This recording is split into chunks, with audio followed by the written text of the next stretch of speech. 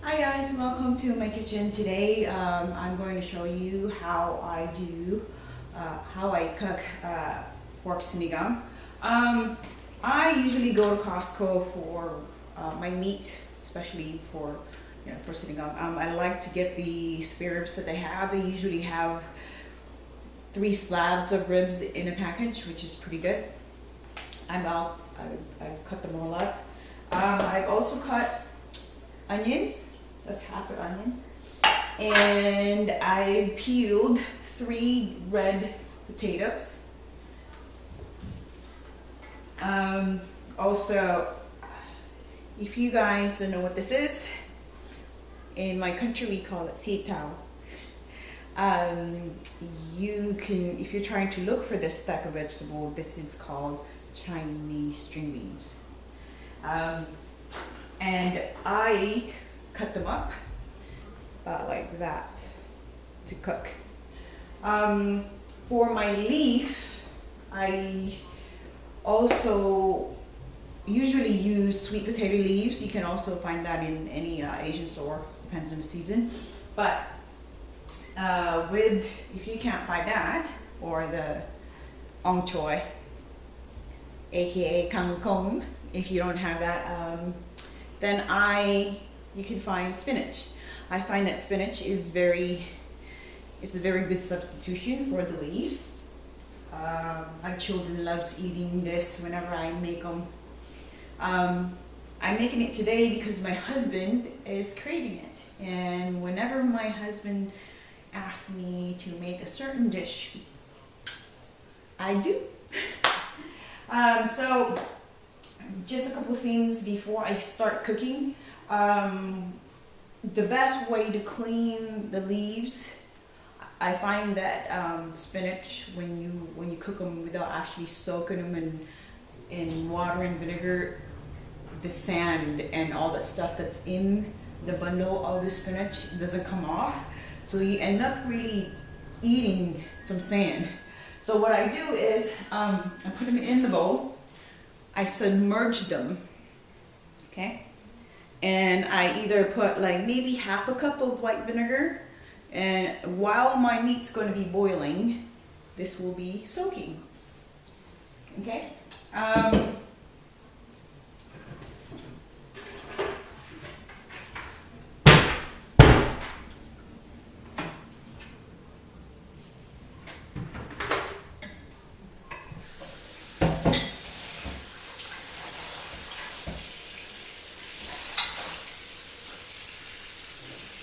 And so while my faucet is filling up that container for water, as you guys can see, I'm doing this by myself, and I am home alone. Don't try me. So I'm trying to upload videos, and when I'm doing a tutorial or even just to show how I cook things, not even a tutorial, forget a tutorial, who cares? It's just so long that I feel like there gotta be a better way to just all that information go. So far I'm learning as I go along, uploading these YouTube videos, and I hope you guys will like it. And please do click the subscribe button, because it would gonna help me in the long run. I cook the ribs. This is a must-have. I think every Asian kitchen has this big old pot. It goes great with anything. So when I put the meat in there, so I basically tried to submerge it, in water, and then maybe that much above the meat, and just let it boil. It depends on how high you have your stove. If it's for example, if you had it on really high, you could cook the meat to tenderize it, and the flavor. By the way, I almost forgot. I I season it with this little guy. Maybe someday they can call me. I could, sponsored, and I will have a lifetime supply of sinigang mix. So what I do is I do a bag with the water, with the ribs, and I let it boil. 30 to 45 minutes of just really boiling. Let that sauce get into the meat, and by the time you eat it, it should just fall off the bone, which is amazing.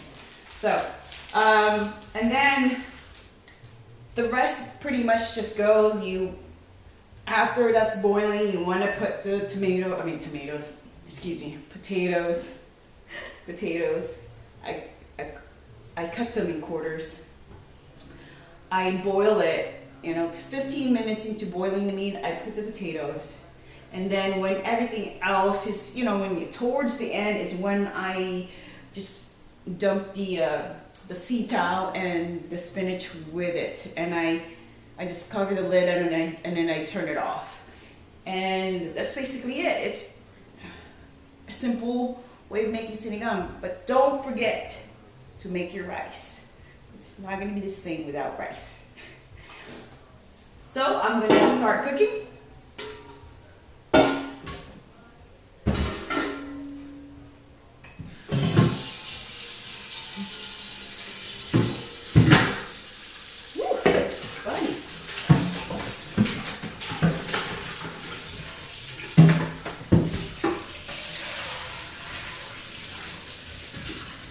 And make sure you guys wash your meat before you start boiling it. I always wash whatever meat I cook. Fish, chicken. So you never know, people holding that stuff. Okay, so I'm not quite sure if you can see that much water I put in here, but no, you can't see how much water I put in here. Well, you're just gonna have to take my word for it. So there's the meat. there's the meat, and then I have water up here.